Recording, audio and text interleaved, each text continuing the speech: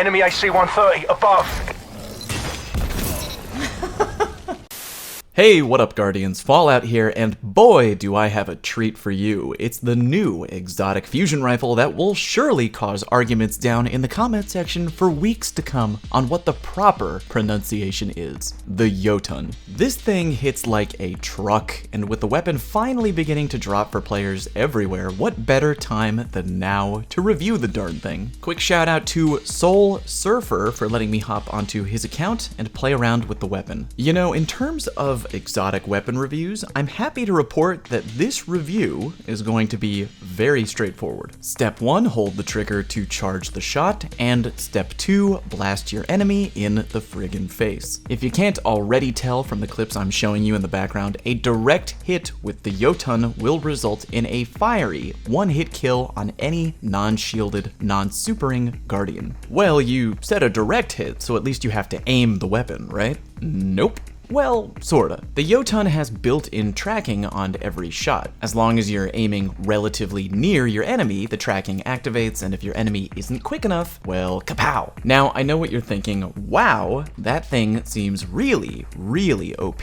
A one-hit kill gun in the energy weapon slot that tracks enemies? Well, breathe easy, because thankfully, this weapon isn't as crazy overpowered as you might think. Why? Well, it's actually relatively easy to dodge the tracking shot. All you have to do is be in motion and at the right angle. Obviously, if you're moving in a straight line towards or away from the shot, that's not going to do anything to help you. But going perpendicular, well, that is a different story. All you gotta do is strafe and jump, or take advantage of any nearby cover. Enemies can sometimes dodge shots without even knowing that they were being targeted in the first place. Don't get me wrong, dodging isn't always the easiest thing in the world though, especially if you don't know when or where the shot is coming from. When you finally get this gun to drop for you, you'll know what I'm talking about. Not every shot you fire in PvP is going to be a hit. The gun is definitely not perfect, but when you land those shots, oh man, beautiful. This is one of the most satisfying weapons to bring into PvP, hands down. The Jotunn really excels at mid-range. Now, it certainly can get kills from downtown, but the nature of firing a tracking projectile makes it harder to get long-range kills consistently. Using the gun up close can also work, but remember, when you're in close quarters combat, fusions have a lot of trouble dealing with big boy tier 1 shotguns like the Dust Rock Blues and the Chaperone. Fusion rifles hit just as hard as shotguns up close, but remember, fusion rifles you actually have to charge, and shotguns don't. Mid-range is where you really want to be. The Jotunn is actually an incredible poking weapon. You know what I mean? You see a group of enemies up ahead, you have the benefit of having some nearby cover, you charge the shot, you poke out, you fire the shot, go back into cover. With the power of the weapon and the tracking, odds are somebody out there is gonna get nailed. And that is the Jotunn's bread and butter. Get close to the enemy, charge up the gun in safety, poke out, annihilate some jabroni at mid-range, rinse and repeat. Or clean up everybody else in the area with your kinetic primary. Bing bang boom. Once you start to figure out how the tracking works and how the weapon feels, you can very easily get into a pretty comfortable rhythm with poking out and tagging people reliably. Leading your enemy by a hair is a good call if you have a general idea of what direction they're moving in. Is the Jotunn powerful enough to kill a roaming super? Not without help, no. It's a two-shot kill in that department, and it also comes with the added effect of burn damage. So not the worst option for killing a roaming super, but definitely not the best. Jotunn can actually function like a mini zoning tool. Shoot it at the ground, little explosion, if the enemies walk in, they take a little fiery burn damage, you know the deal. It's definitely not what the gun is really good at doing, or even designed to do, but I feel like it is worth mentioning. Honestly, 99% of the time with this thing, you're gonna be charging it up, firing it at some random schmuck, and laughing your head off as he realizes a little too late and goes boom. Here's the big question that I'm sure some of you are wondering. Is the Jotunn better than Telesto? In my opinion,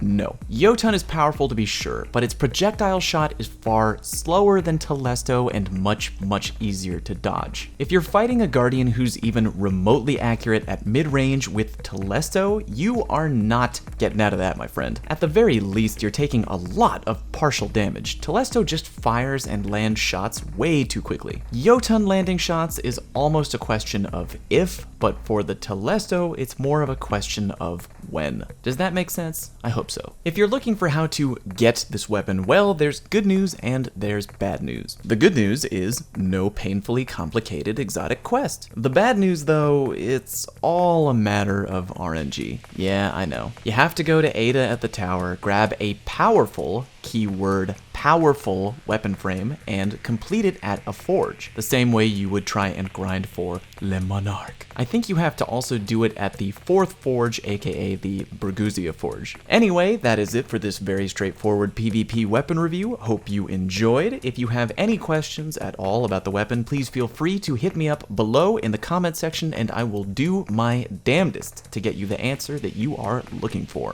Thank you very much for watching. See you next time.